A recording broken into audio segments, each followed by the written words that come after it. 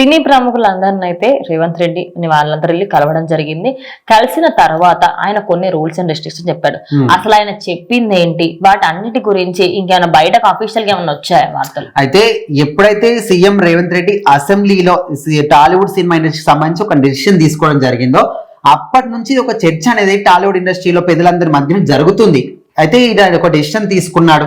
మరి ఇది డెసిషన్ ఒకవేళ అమలు పరిస్తే ఖచ్చితంగా తెలుగు సినిమా ఇండస్ట్రీకి నష్టమే కదా అనే విధంగా వాళ్ళు మాత్రం ఎప్పటి నుంచి కూడా మాట్లాడుకుంటున్నారు. సో ఇదంతా కూడా ఎప్పుడు స్టార్ట్ అయిందంటే మనకు సంధ్యా థియేటర్ దగ్గరికి అల్లు అర్జున్ వెళ్ళినప్పుడు ఏదైతే తొక్కిస్లాట్ జరిగిందో, రేవతి అనే మహిళ చనిపోయిందో, వాళ్ళ కొడుకు ఇప్పటి కూడా విషమ పరిస్థితిలోనే ఉన్నాడు.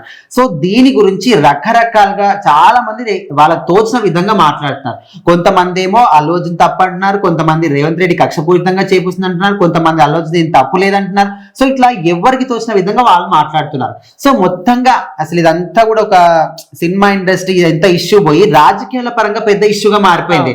సో ఆ విధంగా చూస్తున్న క్రమంలోనే అసెంబ్లీలో కూడా దాని గురించి మాట్లాడిన సీఎం రేవంత్ రెడ్డి, సో ఇక మీద నుంచి బెనిఫిట్ షోలు మాత్రం ఖచ్చితంగా ఎవరు కూడా పర్మిషన్ ఇవ్వబోము, అండ్ టికెట్ల పెంపు విషయంలో కూడా ఎవరికి, హైక్ విషయంలో కూడా ఎవరికి పర్మిషన్ ఇవ్వం అనే విధంగా చెప్పాడు. సో దీనికోసం మాట్లాడడానికి ఎంత పెద్దవాళ్ళు రాని, ఏ డైరెక్టర్ రాని, ఏ హీరో రాని, ఎవరు వచ్చి మాట్లాడినా కూడా దీనికి మాత్రం మేము పర్మిషన్ ఇవ్వము అనే విధంగా తేల్చి చెప్పేసాడు. సో అప్పటి నుంచి వీళ్ళందరూ కూడా మాట్లాడుకుంటున్నారు అనమాట.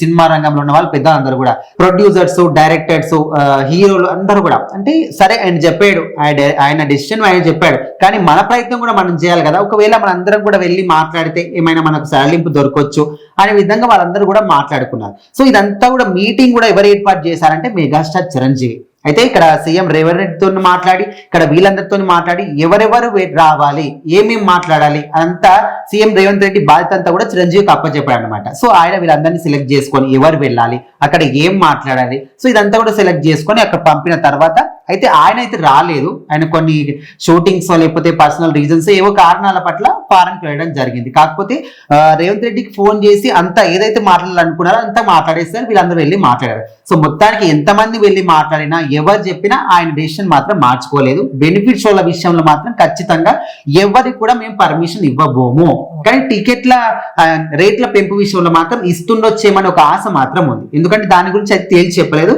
బెనిఫిట్ షోల విషయంలో అయితే తేల్చి చెప్పేశారు ఖచ్చితంగా దానికి పర్మిషన్ ఉండదు అని. అంటే ఇప్పుడు దీని వల్ల ఏమైపోతుంది అంటే నెక్స్ట్ వచ్చే మూవీస్ కి బెనిఫిట్ షోలు లేకుండా పోయేసరికి అంటే రెవెన్యూ అనేది ఫస్ట్ డే అనేది జనరేట్ అవ్వదు. సో దాని వల్ల ఒక విధంగా ప్రొడ్యూసర్స్ కే లాస్ అని అనుకోవచ్చు. ఇప్పుడు వెళ్ళదు ఖచ్చితంగా చాలా లాస్ వస్తుంది బెనిఫిట్ షోలు లేకపోవడం వల్ల.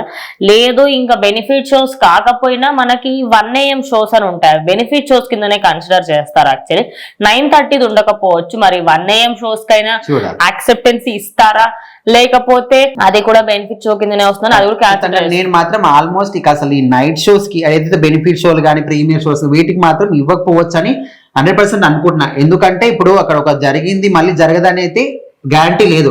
సో థియేటర్లోనే జరగచ్చు, థియేటర్ బయట జరగచ్చు, చూసి వెళ్తున్న తర్వాత జరగవచ్చు, చూడడానికి వస్తున్నప్పుడే జరగవచ్చు. సో అందుకోసమని వాటిని మాత్రం మేము ఖచ్చితంగా పర్మిషన్ ఇవ్వబోనని చెప్పారు. సో మరి చూద్దాం అసలు ఏం జరుగుతుంది, టికెట్ల హైక్ లోనన్నా ఇస్తారా లేదా అని.